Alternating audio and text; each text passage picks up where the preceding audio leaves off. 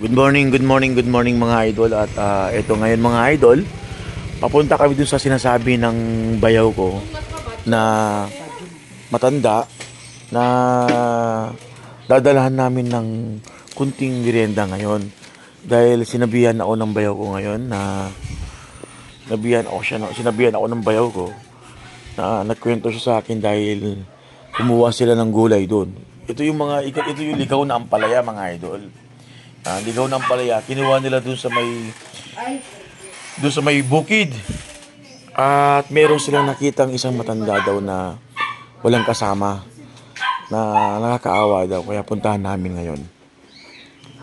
At nandito na po kami mga idol, kahit papaano mabigyan ng kunting tulong to si nanay na nakatira dito. At nagtanong din kami na mag-isa na pala si nanay na nakatira dito, at ang edad niya po is 80.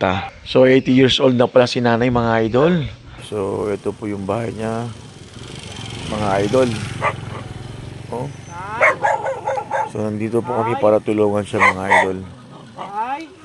Magdadala kami ng kunting pagkain niya, at sa sunod na araw babalik ulit kami para magdala ulit ng pagkain niya. Ito mo yung bahay niya mga idol, napakalit lang mga idol. Oh. Tapos hindi ka makapasok, pag pumasok ka nakalimutan. Ay, sa loob may aso eh.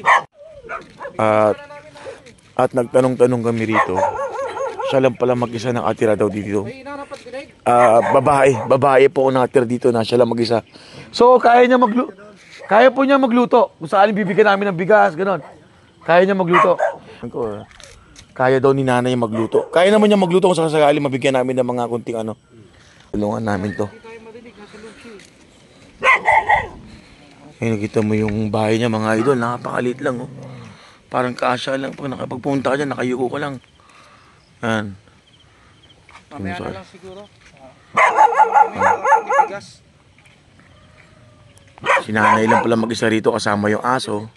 Mga ilang taon na si nanay? Mga ilang taon na to kuya? Ilang taon na to? 80 no? Mga nasa 80 edad na po daw. So ito po yung bahay niya mga idol dito sa may bukid.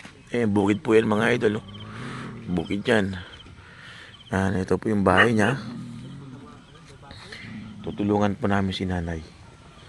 Ganyan po lang kalit yun. Hindi kami makapasok kasi mga idol dahil may aso oh. May aso. Balikan na lang namin kasi baka tulog daw. Si nanay kasi sa edad niya hindi siya nakakarinig. Okay. Balikan na lang namin. Baka tulog daw. Sige.